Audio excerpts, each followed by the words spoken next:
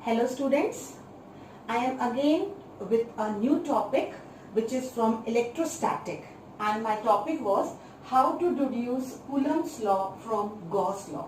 These both the laws I have explained you in my earlier video. मैं आपको पहले बता चुकी हूँ. तो आज हम जो इसमें करेंगे वो एक तो डिडक्शन करेंगे Coulomb's law का और यूज करेंगे उस समय हम गॉस का लॉ, और जो दूसरा करने वाले हैं आज हम टॉपिक वो लास्ट एप्लीकेशन है गॉस थ्योरम की, जो कि है शेल. आपने अगर मेरे लास्ट वीडियोस देखे होंगे तो मैंने गॉस थ्योरम से आपको लाइन चार्ज एक्सप्लेन किया है. Using Gauss theorem we have calculated the value of electric field. फिर मैंने प्लेन शीट करवाया है आपको, फिर 2 पैरेलल प्लेन शीट करवाया है, and the last in your syllabus is shell, जो आज हम कंटिन्यू करेंगे. पर उसके पहले हम देखेंगे how to deduce the Coulomb's law from Gauss law. So for this I am going to consider, एक कंसिडरेशन है हमारा जिसमें हमने एक स्फेरिकल सरफेस कंसिडर किया है, और क्योंकि हमें कूलम का लॉ यूज करना है तो पहले तो हमें एक सोर्स चार्ज लेना पड़ेगा जो कि Q1 है सेंटर में. तो उसके चारों ओर जो लाइंस ऑफ फोर्स होंगी वो कैसी होंगी? रिपल्सिव होंगी, क्योंकि मैं आपको बता चुकी हूँ कि टेस्ट चार्ज जो होता है जो हम रखते हैं किसी भी, वो रिपल्सिव यानी लाइंस ऑफ फोर्स आउटवर्ड देती है, क्योंकि वो हमेशा पॉजिटिव होता है. तो हम यहाँ पे लाइंस ऑफ फोर्स अगर आउटवर्ड लेना चाहते हैं तो हम जो दूसरा चार्ज लेंगे, लेट इट बी Q2, उसका हम दूसरा नाम दे देते हैं Q2, और आपस में दोनों के बीच की दूरी कितनी है? R है. तो Q1 और Q2 हमारे दो चार्जेस हैं. क्लियर? तो पहले तो हमको, क्योंकि गॉस का लॉ यूज करना है, यानी सबसे पहले लाइंस ऑफ फोर्स सोचिए, क्योंकि फ्लक्स के बारे में उन्होंने हमें बताया है. तो हम एक एलिमेंट्री सरफेस अज्यूम करेंगे ds, जहां से लाइंस ऑफ फोर्स जो होंगी वो कैसी पास होंगी? It will be parallel. तो मैंने ये आपको हर बार बोला है कि whenever you want to write something theoretical in physics, just you write about your consideration and try to write in your own words. आप अपने मन से लिखिए. तो आपने कहा आपने एक टेस्ट चार्ज रखा है, दूसरा टेस्ट चार्ज रखा है, चारों ओर लाइंस ऑफ फोर्स बनेंगी, आउटवर्ड बनेंगी, यानी फील्ड इंटेंसिटी E है. तो जब हम एक चार्ज रखते हैं और उसकी विसिनिटी में दूसरा चार्ज रखते हैं, तो आपने ये बात पढ़ी हुई है कि जो हमारा ये वाला चार्ज है Q2, वो Q1 के कारण फोर्स फील करेगा, और इस Q1 की जो इंटेंसिटी है वो E है ना, फील्ड इंटेंसिटी, क्योंकि सोर्स चार्ज Q1 है. तो जो फोर्स फील कर रहा है वो कौन फील कर रहा है? Q2 फील कर रहा है, और किसके कारण? E के कारण. ये फॉर्मूला हमारा सबसे फर्स्ट फॉर्मूला है जो हमने इलेक्ट्रोस्टैटिक में पढ़ा है, कि जब हम इलेक्ट्रोस्टैटिक का बेसिक डेफिनेशन पढ़ते हैं फील्ड इंटेंसिटी का, तब हमने कहा था कि E is nothing but the force experience by the test charge. Field intensity इसे ही कहते हैं. तो यहाँ Q1 हमारा सोर्स चार्ज है और वो फील्ड इंटेंसिटी E दे रहा है. फील कौन करता है? टेस्ट चार्ज, लेकिन टेस्ट चार्ज की जगह हमारा Q2 है. तो हमारी पहली इक्वेशन यही होगी कि F is equal to Q2E. This is going to be my first equation. Clear? Now I want to find E. What is E? For that I will use my Gauss theorem, क्योंकि Gauss को तो use करना ही है हमें. तो अगर मैं Gauss theorem की बात करूं तो लाइंस ऑफ फोर्स जो है वो सरफेस एरिया से पास हो रही है. करेक्ट? तो आपको पहली इक्वेशन में फिर से लिख देती हूँ यहाँ पे कि force is nothing but QE. This is my first equation. Now line integral E dot ds is nothing but phi. ये बात हम जानते हैं. And this is nothing but Q upon epsilon not. This is actually the Gauss theorem ना. Correct? तो ये flux lines of force किसके कारण पास हो रही है? फील्ड, जो फील्ड दे रहा है यानी सोर्स चार्ज, तो वो Q1 हो जाएगा. और ये E डॉट ds की अगर मैं बात करूं तो E बाहर आ जाएगा, अंदर बचेगा सिर्फ ds, क्योंकि हमारी लाइंस ऑफ फोर्स थीटा जो है वो 0 है, यानी लाइंस ऑफ फोर्स पैरेलल जा रही हैं. तो E डॉट ds एक्चुअली क्या होता है? E ds cos theta, theta is 0, cos 0 is 1, E integration sign के बाहर, यानी अंदर सिर्फ ds बचेगा. And this is equal to Q1 by epsilon. Q1 Q2 को ध्यान रखिएगा, कहाँ Q1 लेना है, कहाँ Q2. सोर्स चार्ज आपकी लाइंस ऑफ फोर्स देता है, सोर्स चार्ज आपको फील्ड देता है, आने वाला चार्ज उसके नियर बाय में फोर्स फील करता है. तो फोर्स ये फील करेगा Q2, लेकिन फ्लक्स और लाइंस ऑफ फोर्स सोर्स की होगी. तो ये Q1 ही होगी. अब S क्या है हमारा? Surface area. तो क्या हम इसे ऐसा लिख सकते हैं? Can I right E into S is equal to Q2 upon epsilon naught। ये गॉस थ्योरम से ही हम कह रहे हैं। और S हमारा सरफेस है तो मतलब 4 pi r square is equal to Q2 upon epsilon naught। यहाँ से हम E की वैल्यू निकाल सकते हैं और E की वैल्यू हमारी आएगी 1 upon 4 pi epsilon naught Q2 by r square। This is my value of electric field which is given by our source charge Q1। Now I will substitute this value in equation number 1। अगर मैं substitute करूं so what I will get?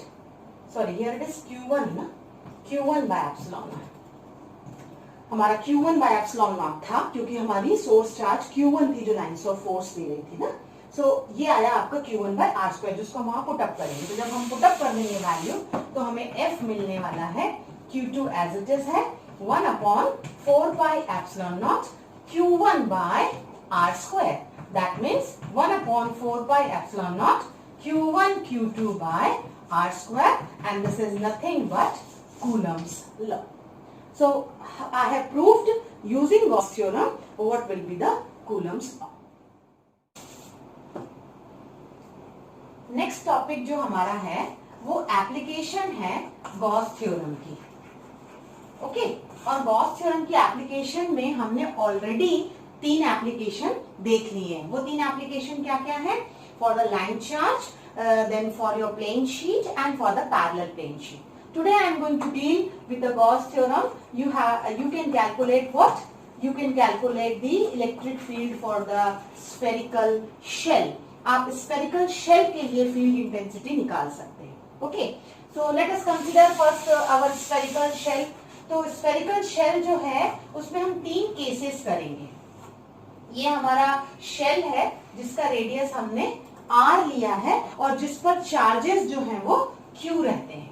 Okay, Gauss की theorem जो हमें कहती है is that the flux phi should be in the closed surface, then only it will be equal to q upon epsilon naught। तो अगर closed surface है तो if suppose my observation point is outside, अगर मेरा observation point shell के बाहर है तो मुझे Gaussian surface अगर ड्रॉ करना है तो वो closed Gaussian surface का भी जो हमारा वो होगा शेप वो spherical होगा। and let I am considering as r। तो ये ध्यान रखना है कि कैपिटल R हमारा सॉलिड स्फीयर का सरफेस है और स्मॉल r हमारा गॉसियन का सरफेस है। क्लियर? दिस थिंग है। अब गॉसियन सरफेस बनाते कैसे हैं इसकी भी मैं आपको पहले लास्ट वीडियो में आपको बता चुकी हूँ कि I have to take a test charge and that test charge is move near its vicinity. Correct? Now I am going to take one elementary surface. Elementary surface लूंगी जिससे मेरी लाइंस ऑफ फोर्स का direction मुझे क्या बताना है? Outward बताना है। क्यों बताना है आउटवर्ड? क्योंकि पॉजिटिव टेस्ट चार्ज है और हमारा सोर्स चार्ज जो इसमें है शेल में वो भी पॉजिटिव है। देखिए आपके 2 टॉपिक हैं, charge for the field for the shell and for the sphere. Sphere और शेल में वही एक डिफरेंस है जैसे आपका शॉट पुट और फुटबॉल में है। फुटबॉल के अंदर क्या होती है? एयर, इट्स अ होलो, तो वो हमारा शेल है। और स्फीयर जो होता है दैट इज सॉलिड, है ना। तो स्फीयर के जो केस हैं और जो शेल के केस हैं वो ऑलमोस्ट सेम होते हैं, बस एक ही डिफरेंस आता है जब हमारा पॉइंट चार्ज आउटसाइड की जगह इनसाइड हम लेते हैं उस केस में शेल में तो चार्ज नहीं होते, अंदर रिसाइड नहीं करते, सरफेस में ही करते हैं, लेकिन स्फीयर में करते हैं। In that case your Q is changing. Okay, so that is different topic of sphere. We are continuing with the shell only. तो हमारा होलो है इनसाइड से। अब हमारे पास डायरेक्ट जो लाइंस ऑफ फोर्स है वो आउटवर्ड दिखाई दे रही है। गॉस की थ्योरम हमें यूज करनी है तो पहला हमारा जो केस बनेगा वो ध्यान से देख लीजिए। फर्स्ट केस जो हमारा है, our observation point P is outside the shell. इस बात का ध्यान रखना, हमारा जो पॉइंट P है वो आउटसाइड द शेल है। तो जो close integral E dot ds है वो क्या है हमारे पास? Q अपॉन एप्सिलॉन नॉट है अकॉर्डिंग टू गॉस। और हम सबसे पहले वही इक्वेशन यूज करेंगे। This is always my first equation कि phi is nothing but Q upon epsilon not, flux. और फाई का फॉर्मूला क्या कहता है? यही कहता है ना, इंटीग्रेशन E डॉट ds, जिसका मतलब होता है EDS cos theta, cos theta.